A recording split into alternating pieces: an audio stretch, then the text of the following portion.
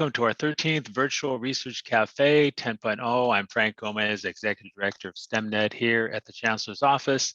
And behind the scenes, we have Monica Alacon, Administrative Analyst for STEMnet.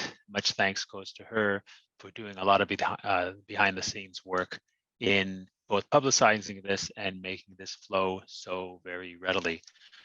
The goal of the cafe is to help foster research collaborations across the CSU system and to catalyze submission of potential joint proposals going forward.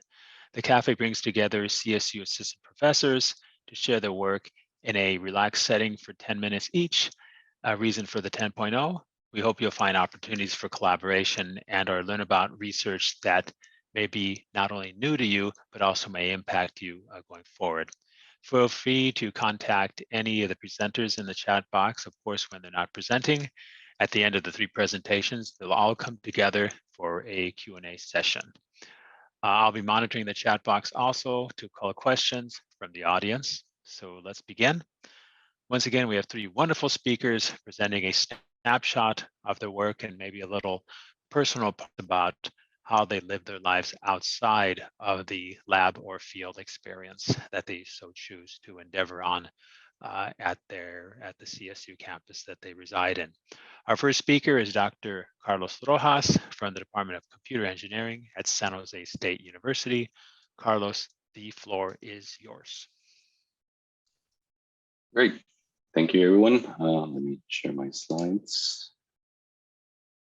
All right. Hopefully you all can see that. Thumbs up. Yep. All right. Sounds good. All right. So today I'm going to be discussing how we can analyze the 3D genomic structures. So I'll give you a little bit of overview about what the 3D genome looks like, what kind of data we're working with, and basically discuss two different projects that I'm currently working on. One is how to compare these 3D structures. And the other one is how mutations can essentially cause changes in these 3D structures such that it influences things like disease or any other biological mechanisms that we're interested in studying. And I guess I should rewind a little bit. And yeah, I'm at San Jose State. Currently, this is my third year here at San Jose State. And yeah, I went to UC Davis for undergrad all the way up to postdoc. So basically been in California all my life. And yeah, that's a little bit about me. I kind of skimmed over the intro, but yeah. So let's step through what the 3D genome is. The way I like to think about this is just, we're used to analyzing the genetic sequences of the genome, these ATCG characters that we see. And what we've been recently learning in the past, 15, 20 years is that the 3D structure of the genome is also playing an influences into how these sequences are transcribed. So roughly speaking, if you're looking at the genome when it's actually compacted down, I like to think about it as like this big yarn that's compacted down into a few microns. Whereas if you see it like you see it in those high school biology textbooks where it's a double helix, it would be close to the average height of a human. So clearly, how it's compacted down is also what gives way to the many different transcriptions that happen within the genome, because all your cells in your body have the same sequence, but it just also how it's compacted down that gives way to what a heart cell or eye cell is. And because it's these 3D structures can be compacted down differently, there's essentially a hierarchy that is built there that is based on proximity. So things that are closer together are going to interact more often than things that are not. For example, there's different locations that different chromosomes might be co-located nearby. And then even within that, there's chromosomal compartments that are also interacting more or less often. And then lastly, there's still several levels below this, but the one that I'm interested in is some of these topological associating domains, which are areas within a chromosome that are interacting more often than areas outside of that. And I'll show you what that actually looks like from the data side of things in a second. I just kind of want to give you this picture that it's kind of cascading down of these different structures. So here's a more cartoon picture of these organization skills or these organization sections where there's areas that are more active than others. And these structures, essentially, as you can see in this, I can't probably use my pointer here, but as you see from like the second image from the left, is that these are essentially these different areas where the chromosomes are interacting. And we know that if a chromosome is on the periphery of the nucleus, then it's more likely to be transcribed versus if it's in the internal. And specifically what I'm interested in is just figuring out from these coding and non-coding regions, how does that affect the 3D structure? And just to give you an overview as to what that looks like from the data side of things, the protocol is basically we take these genomes, we kind of fuse them together, and then we try to figure out areas that are co-located next to each other. So what we get is this picture at the bottom left where essentially the areas that are more darker red, it means that they are interacting more with each other than not. And so this is more like an actual example of what that will look like, the image on the right. And then let me step through some of the problems that we try to analyze with this kind of data. So let's actually skip over these because it is essentially the same idea as to how these 3D structures are analyzed, and I'll go straight into the analysis of some of the things that we're doing. So one of the first things that we were interested in is, well, how can we compare two 3D structures? For example, if we want to study different cell lines, how the 3D structure differs, or if you want to, if you're in the lab and you're trying to test some intervention of some sort. So what I'm doing is basically building tools, computational tools to try to analyze this kind of data. So I'm not in the wet lab. I'm just, analyzing the data after it comes back. So here, what we had was two of these images that give us the 3D structure of, say, two different genomes. They could be for the same person or different person and so forth. But we were interested in figuring out, okay, how can we figure out where there's areas of similarities and where there's not? You could easily do like a one-to-one comparison, like just taking the difference between them. But one thing that I didn't mention in the data processing side of things is that there's a lot of noise in this data, so it's not very clean. And so just doing that comparison wouldn't tell you much other than, oh, this is an area where there's a difference, but what we cared about is, are those areas important? So what we created was a deep learning model where we broke down this image into little smaller images. And then we use these smaller images to train a deep learning model to try to apply it to compare these given sequences to other images that we have here. And so once we were able to do that, we were had some semblance as to whether areas in these images were different or not, and whether they were importantly different, which is what we really cared about. And so we created this and tested this with some synthetic examples, because at the time we still didn't have good simulators, so we just kind of made up the way that we compared this. And all we really did was take one of these images from a real data set and added in changes that where we knew what the changes were, and then added some noise over it to try to figure out, okay, can we pull out these changes that we made And we tested it with various different algorithms, which is the figure on the right, what it's showing. And just to summarize this figure, essentially, as we took different size images, like these smaller pictures that we took within the larger, what we call High-C matrix, we saw that we got better results than if we tried to pick out changes that were a lot smaller. So our model didn't work so well for small changes, but it worked for bigger than the other methods that we found. And the next steps for this would be to try to verify this with some actual experiments and, for example, in the wet lab.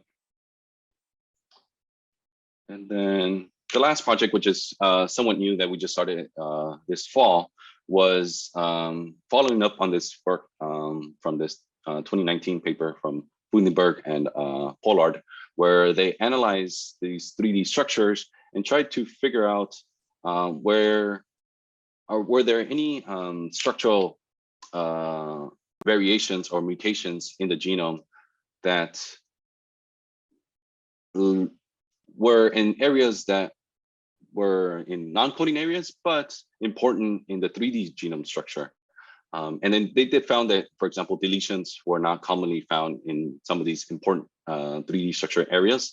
But we're interested in looking, oh, well, is there other features such as duplications, essentially, or inversions that might be also near these important 3D structure genome areas that we might want to figure out more about. So that's an ongoing project of what we're trying to show. And so far, yeah, things are coming along. And I guess my last slide is just, I want to thank all these collaborators, and that's it from me. Thank you. Great, thank you, Carlos, for an interesting talk, and I'm sure there'll be some questions after we complete all this, the presenters. Our next speaker is Dr. Virginia Isava, and I know she goes by Ginny, from Cal State Fullerton, from the Department of Geological Sciences. So, Ginny, the floor is yours. Thank you. Hi, everybody. My name is Dr. Dania Salva. I'm a geoscience education researcher, and this is my first year at Cal State Fullerton. I want to start by sharing a bit about how my interests led me to what I do today. My interest in earth science was spurred by the numerous camping and hiking trips that my parents, who immigrated from Venezuela, used to take our family on throughout my childhood. And I found it so fascinating to learn about how these massive, seemingly immovable geologic objects were the result of hundreds of millions of years of usually slow, steady progress. And the park rangers giving these talks just had a way of making every new fact about the natural world feel like the most interesting thing that I had ever heard. And so I wanted to grow up and do a job that paid me to get others as excited about the earth as these park rangers on all those camping trips made me. So during college and graduate school, I developed my geology disciplinary knowledge further, but I also pursued a minor to study education so that I could learn about the best practices in teaching and learning.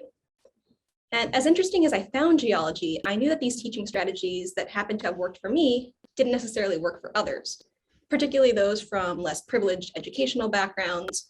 And I wanted to be able to make my geoscience teaching practice as inclusive and accessible as possible. So I got interested in geoscience education research because it let me investigate those exact problems. And so my research fed into my teaching fed into my research, and now I study geoscience education research. So geoscience education research combines knowledge and skills from the fields of geoscience, social science, and research-based pedagogy to investigate the most effective strategies for teaching and learning geoscience specifically. So this brings me to my work at Cal State Fullerton, where I merge those interests in geology and education to study how expert geoscientists think, how undergraduates think, and how to help undergraduates think more like experts. Before I go any further, though, I do want to clarify, I want to get everybody on the same page about what an expert is and isn't, and what expertise is and isn't, because there's the colloquial definition of an expert and then the academic version of an expert. So when I use the word expert, I don't mean a genius or somebody who is uniquely skilled in a particular practice. An expert is simply somebody who's a professional who solves complex problems in the regular course of their work. So in geoscience, a geoscience expert could be a college professor, or an engineering geology consultant, or a mapper working for the United States Geological Survey. So what knits all of these people together is the high-level critical thinking and problem-solving skill that they depend on to do their work. And those skills are what I define as expertise. So my research, both current and future, investigates how to improve undergraduate geoscience expertise using research. This includes 4 separate areas. First, identifying geoscience expert thinking and practices in order to have a benchmark to measure student development with. So this research would study questions like, how do experts connect underlying geologic concepts? This is important information to be able to then help undergraduates develop as experts. The identification stage also includes identifying impediments to learning in students, as well as creating tools and strategies to help address those. So research at this stage would investigate questions like, how does high school preparation affect student success in introductory geoscience courses, which could have important implications for how we address performance gaps among students. Next is developing tools to measure expertise progression, both in the short term and the long term. So short term being, say, a semester, and long term being the entire undergraduate degree.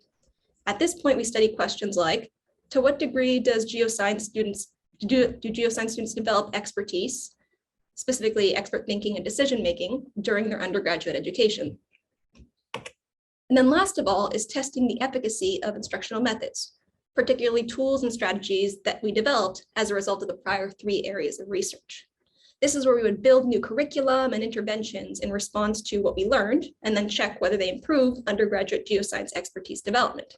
So how effective is our new method A at resolving problem B, or eliminating problematic thing C, or improving goal D? So those are all my 4 stages of research that all fall under my research agenda. So I want to specify one particular project that I'm working on and would love to get collaboration with.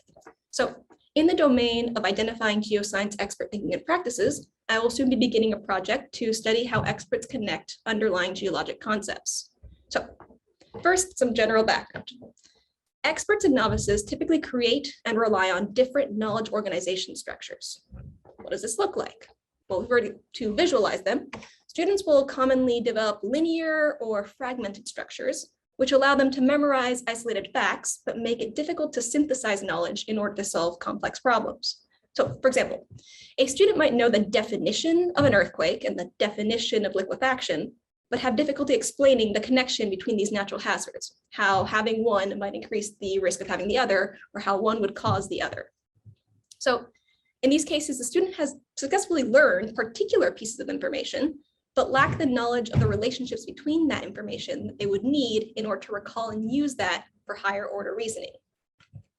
So in contrast, geoscience experts rely on more sophisticated knowledge organization structures to solve their problems.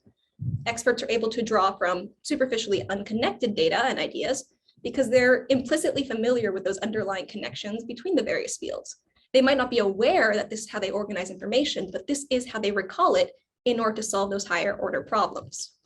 I'm particularly interested in studying how experts categorize and organize that information that is commonly taught in an introductory geoscience course.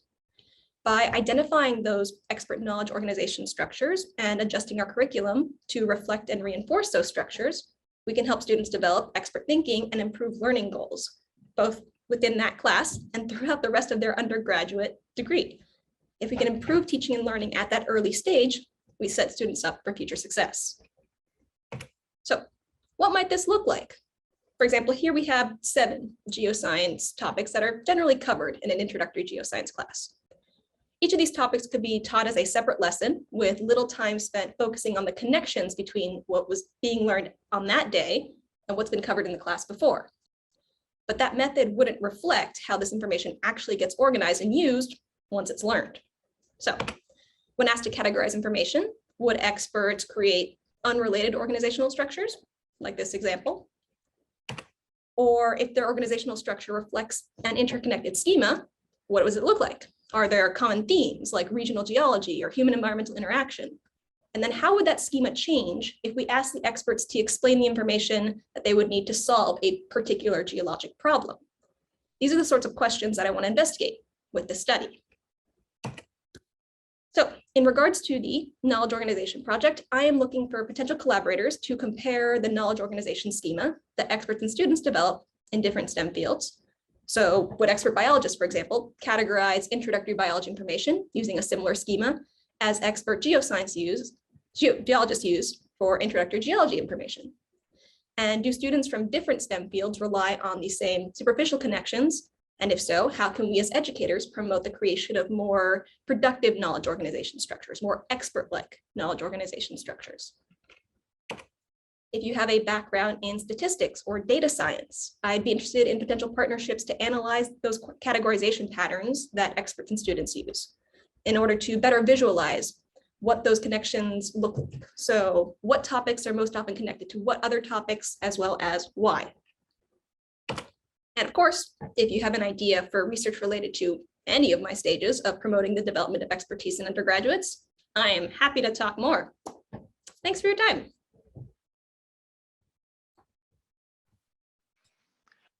Thank you, Jenny, for a great presentation, and it makes me want to go out there and become a geologist. Okay, so thank you. Our next speaker is Jamie Booth from Cal State Northridge from the Department of Mechanical Engineering. Jamie, the floor is yours. All right, folks, can everyone see my slides and hear me okay? All right, good. All right, perfect. Thank you so much, firstly, to everyone at STEMnet for the invitation. It's great to talk to other folks in the CSU about potential collaborations.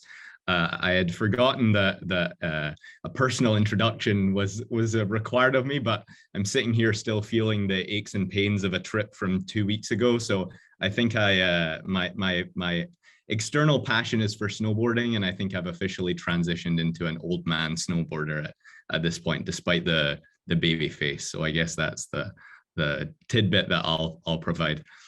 So anyway, let me jump into my research interests generally. And what we do in my lab is look to natural materials for inspiration in how we can make synthetic engineering materials with some of the extraordinary mechanical properties that we observe in nature. So in particular, I'm interested in how we can make materials that are more resistant to fracture, or tough materials as they're referred to.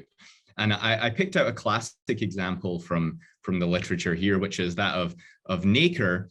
And in this case, you're seeing nacre in a red abalone shell on the right here. And it gets its extraordinary toughness from its brick and mortar architecture, which is happening at the micro scale here. So there are these mineralized bricks and biopolymer mortar. And what this provides is a tremendous source of energy absorption. So the bricks slide on one another, cracks are deflected around them, and all in all, it leads to extraordinary toughness and resistance to fracture in this material.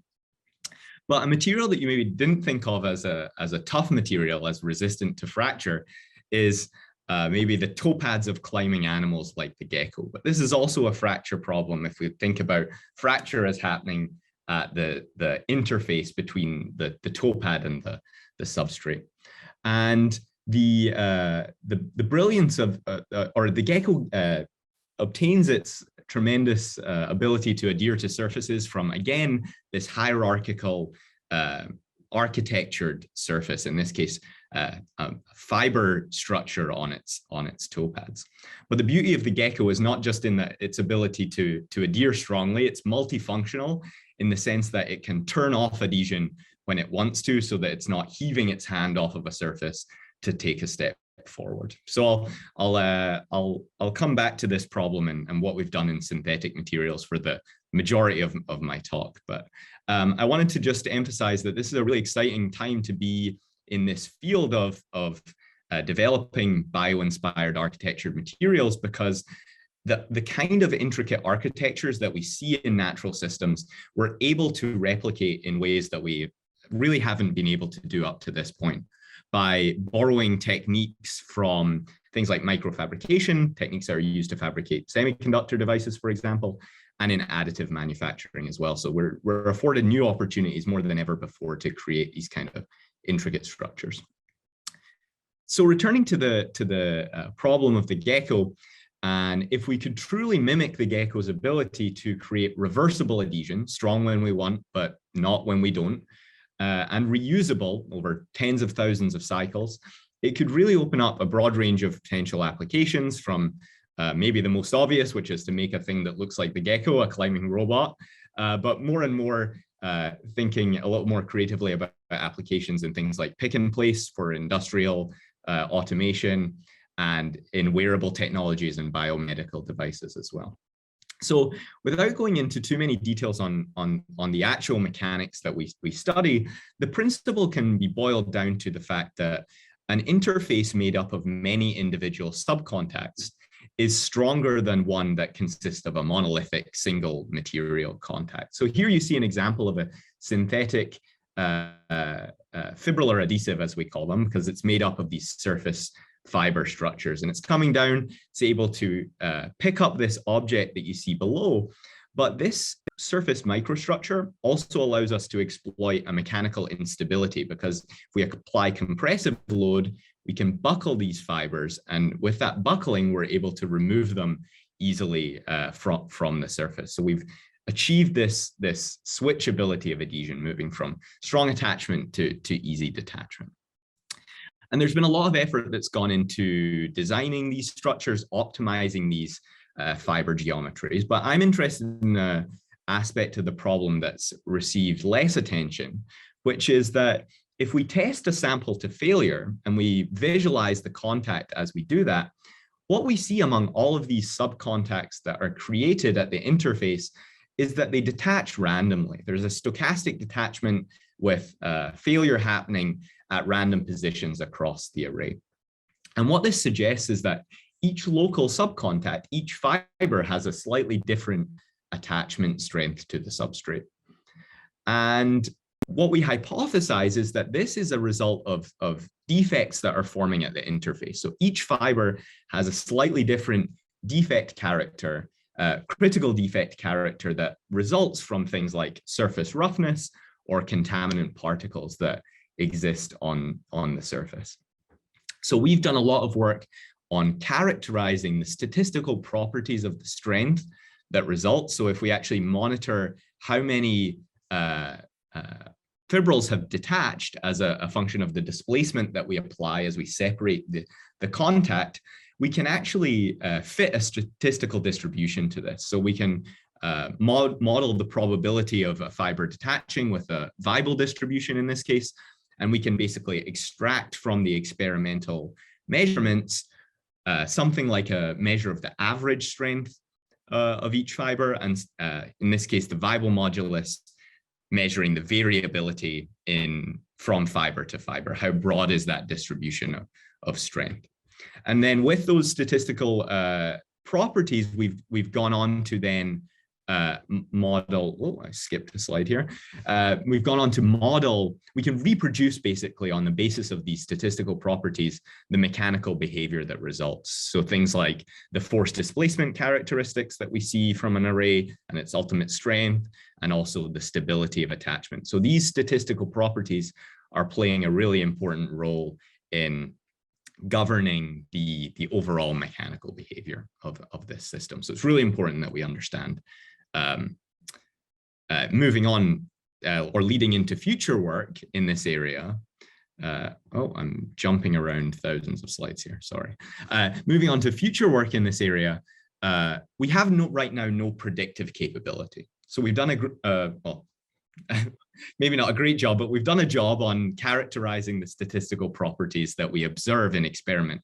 But right now, I can't tell you if this is your target surface and this is what your adhesive looks like and its material properties, the statistical distribution that will emerge of the strength of each fiber.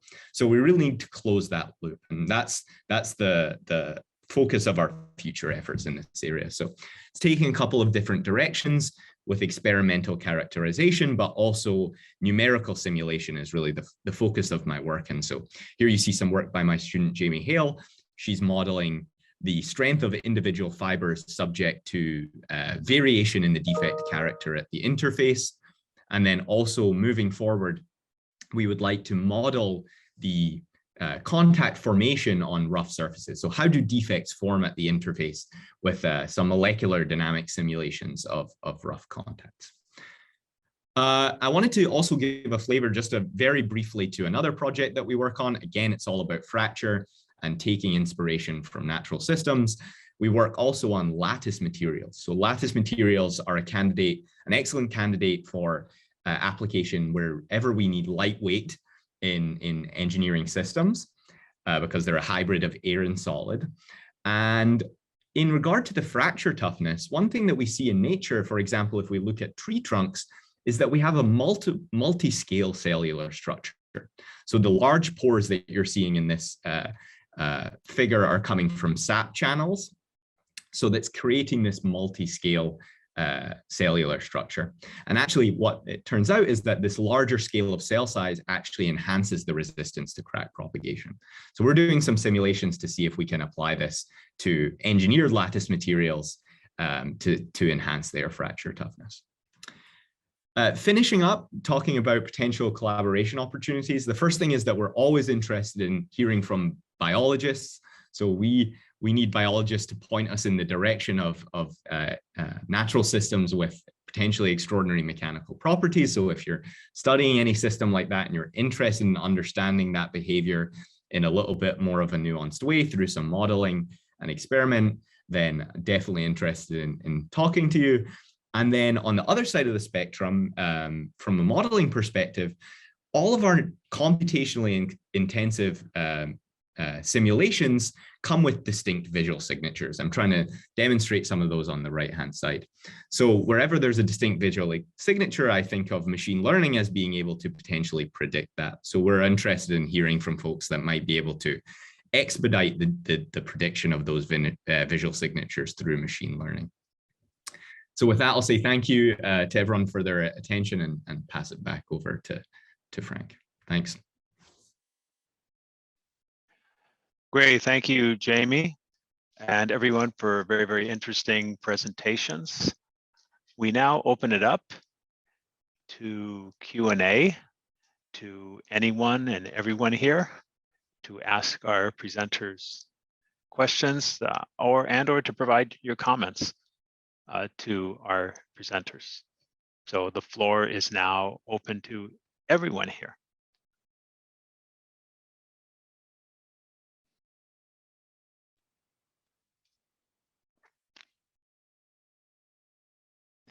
Don't be shy like your classes. Yes, Arlene. I'm sorry I'm late. I was at another meeting. We were interviewing for a tenure track candidate, and he was talking about long untranslated RNAs, and the data that was presented made it look like they're transcriptional factors. I really wanted to see Carlos's talk because I had asked the question of this candidate if there's any modeling of the interaction of the untranslated, these long RNAs with DNA, and he wasn't aware of it. So I just thought that might be a really fun thing to look at. They seem super important in terms of immunology and inflammation. And when I saw the STEMnet thing come up, I was just like, wow, that's really cool. I wonder what Carlos can do. Sorry, I didn't catch the beginning of that. You said they didn't know of any interactions with the. There are long untranslated RNA molecules. So the DNA is transcribed into RNA, but it doesn't then become mRNA and then become a protein. Instead, it stays as an RNA, and they're trying to parse out what the function is. It appears to be involved in a number of neurological processes, including like autism. He presented some data on looking at also inflammation, so in T cells. So it looks, and he was showing how it was trapping other proteins at the DNA, but there were no studies of the interaction any structural information. I said, well, could this be a binding? Could it be like a chaperone acting like a transcriptional regulator? That's what it looked like to me from the data. Mhm. But the candidate didn't have anything about that. So I just thought that'd be something really cool for you to look into if you hadn't thought about that. Because I'd never heard of it before. Yeah. I think the other aspect that I guess I should have mentioned in my talk is, yeah, I think one of the biggest things that I look for for our collaborator essentially is someone that can help me with the biology side of things. I guess I can take care of the computation, but the biological questions is what I kind of need in a sense. Yeah. Thank you. Yeah.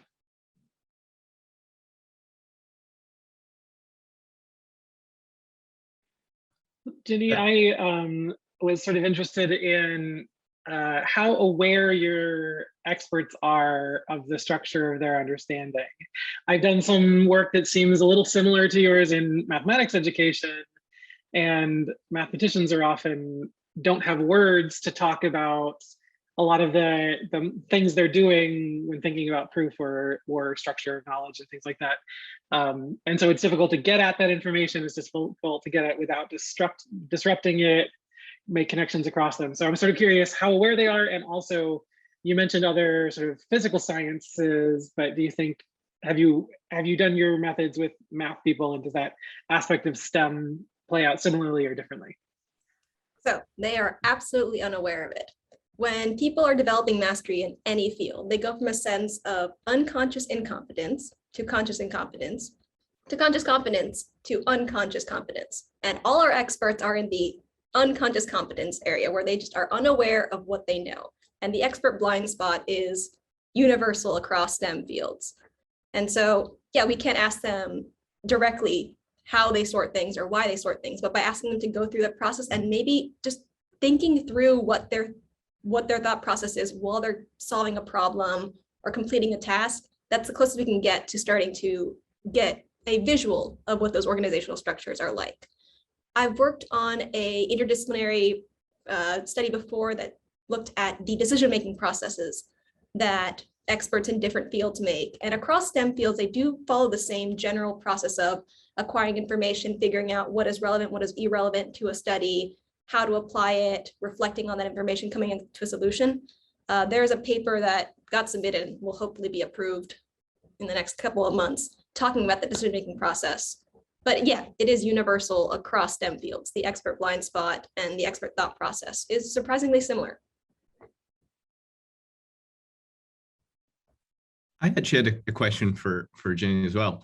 I remember, and probably shamefully don't remember enough, but in my pedagogical reading about this idea of threshold concepts as being kind of entry points to a field, and I don't know if I was wondering how that idea might play into this. Are threshold concepts the biggest node in this network of concepts, and is there any sort of interplay of that with the work that you do?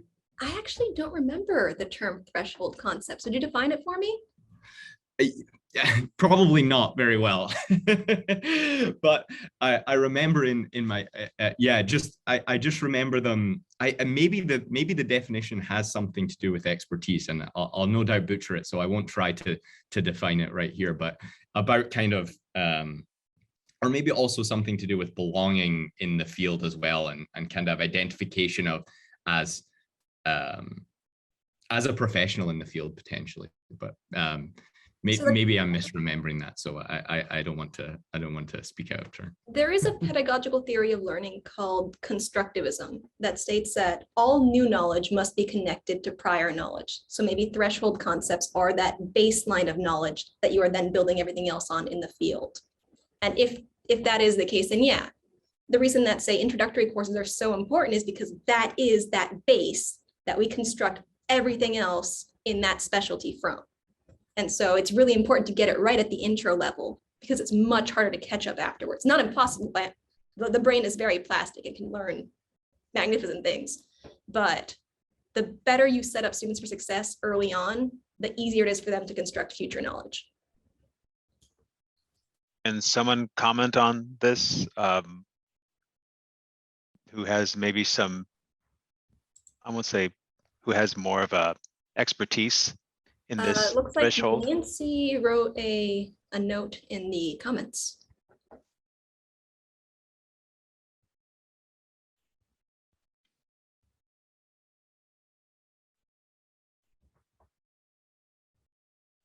Yeah, I'm less familiar with that pedagogical framework, so I wouldn't be able to speak to it as an expert. And Nancy, would you like to further comment on that, or can we just live with that?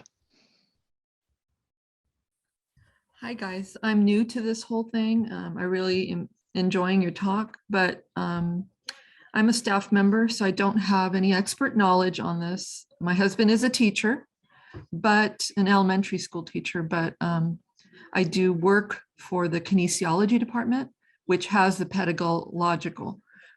Honestly, I just Googled it. So forgive me for my non-expertise, but I am enjoying your speech. Oh, well, thank you.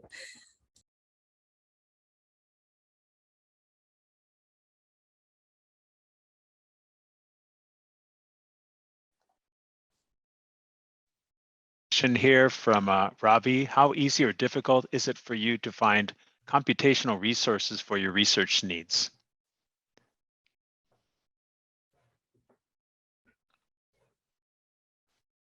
And I guess that's directed to anyone. I'm trying to help. I work for Information Technology Services in Humboldt, and as you know, we're becoming Cal Poly Humboldt, and we want to expand support and provide all the right equipment and resources that anyone doing research might need. So I'm trying to gauge from different faculty or researchers that are how easy is it for you to find things these days now with the cloud and everything, or how difficult is it for you to find things and say, hey, now I need the burst of resources to do my final push, but we don't have any presence anywhere.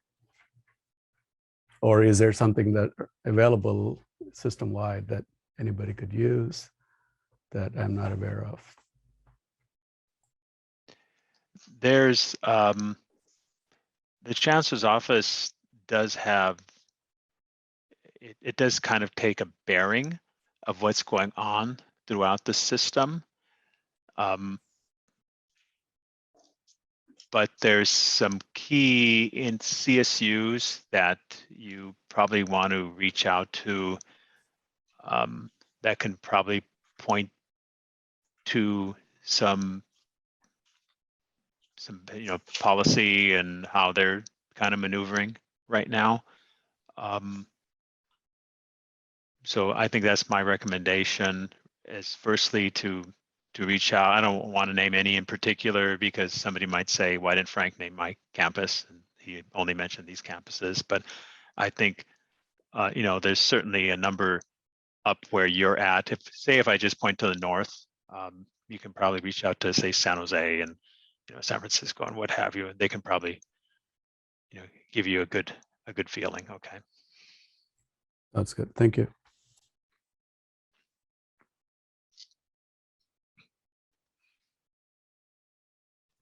Yeah, I could just speak to my experience with that. I mean, we have some within the College of Engineering and Computer Science here at CSUN. We have some high-powered workstations and some and also a cluster as well. So those are housed within the college. And then if I haven't yet ventured into the realm of running my simulations on the cloud, but I think it's always a case of time invested, right? The easier that you can make these resources available. If it takes a huge amount of effort to get simulations running somewhere else, then I would rather just wait for them to run longer on my on my workstation. So the easier that you can make it, the better that balance becomes. So it's definitely an important effort. Yeah, I guess just to finish off, here at San Jose State, we have a couple of clusters, one within the College of Engineering, the one in the College of Science. And I guess the only thing I would add would just making it easy if you need to add new packages to request those packages somehow. Otherwise, if it takes a while, then it can get kind of, it's like you have the computer there, but nothing to run your stuff, then it's kind of pointless. There's no right software. Yeah. Yeah. So unfortunately, since we're on the IT side, we just need to figure out what is it that we need to build for researchers to make it easy for you to find the right software packages. Since we don't have knowledge of that area, so I know you want to do gene splicing, but what software does gene splicing very easily, and where does it run? So those type of, I guess we have to do our own research to find out what is it that we can build to attract faculty that want to come and do that work here. So build it and they'll come, or do we ask them what they want us to build? So. Yeah, you need to kind of create a, because I've worked on a number of institutional grants that people on the IT side don't know what faculty want, and the faculty don't know who to actually work through on their campuses on how to get what they want. And so there's a disconnect there. So there needs to be kind of like that sometimes that middle person to do like the negotiations between, you know, admin and faculty. And if you go to different faculty, you'll get a different response as to what their needs are. So it's always good to not only talk to a few faculty who might only be looking at it from their personal perspective as what can help them, but what can you purchase, kind of that vision if you're trying to set up clusters or what have you for not only current but for future hires. You know, kind of look at that visionary type of approach that's going to help multiple colleges within one's campus, and not just, you know, 2 or 3 faculty in the Department of Electrical Engineering or something like that, that it's not going to be much use other than to those people. So you kind of have to think out of that silo type of mentality. But also takes administrators to understand too, what it is that faculty need to actually be successful in their work, and what is that research that is key on that campus, going forward, because not all campuses can be everything to everyone. Yeah, we're trying to create a position that we're going to call it research. I like to call it research coordinator or research concierge. So we can interface between faculty and have knowledge of the IT side of things also, and what's available and what do we need, how do we fill the gap. So yeah, if you guys think of anything, please let us know, or let me know. I guess I'm on this. I can share my email.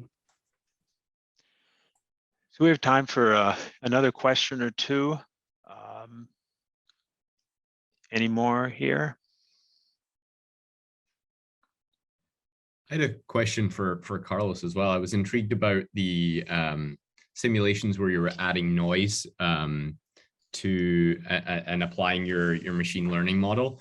Is there a threshold of noise beyond which you become unable to recognize what you're looking for? And then does that threshold have any practical relevance for what a typical data set looks like, I guess? Yeah, I mean, we just kind of did it visually, and I think that's one of the aspects that we want to kind of improve is a better simulation. And I have seen recently that there has been new tools that can do better job at actually simulating from the raw data, getting you some real synthetic examples. But yeah, in our case, we just took the images, applied some Gaussian, and until we couldn't really, like, it blurred the edges, so to speak. And then just tried to see how well we could do. Yeah.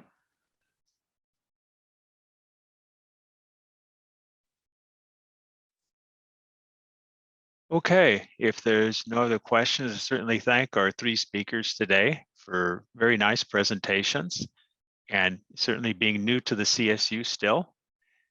Hopefully, your experience has been a good one. I guess for all of us, the last couple of years, it's been a bit disjointed, need for better words. Okay, but hopefully we're, the light at the end of the tunnel seems to be a little bit bigger now than it was certainly a year ago at this time, and certainly about a year and a half ago at this time. So hopefully things are on the positive slope, or let me rephrase that. Now that we're, from my chemistry background, I was 25 years at Cal State LA. We're now over we've went over the hump of the activation energy, and now we're on the downhill on the ski slope. So I thank all of you for your great presentations, and certainly everyone here for attending.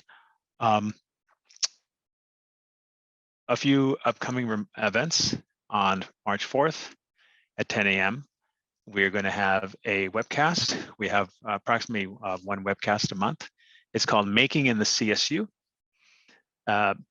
Maker spaces, fab labs, and innovation centers. We actually have a lot of them throughout the CSU.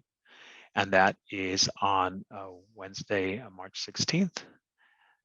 Excuse me, I'm wrong. Friday, March 4th at 10 a.m. And then we have our next virtual cafe on Wednesday, March 16th at 11 o'clock, where we'll have 3 new assistant professors from the CSU system. It's always exciting to have assistant professors speak on their work, brings in new blood into the system, and to hear new and exciting work that they've either completed just their postdoc or completed their PhDs. So with that being said, I'd like to thank all of you for coming today. I hope you have a safe day and have a good remaining part of your week. And the weather's really nice. For those down here in SoCal, there's a lot of hail depending on where you actually lived. But if you're up north, I don't know what you did up there, but I took a little bit of a screenshot and a little bit of a movie of all the hail that came down near my place. So it was quite entertaining when you see these little balls of ice hit your roof and hit your car, unfortunately. So to all of you, have a great day, and we'll see you next time. Bye.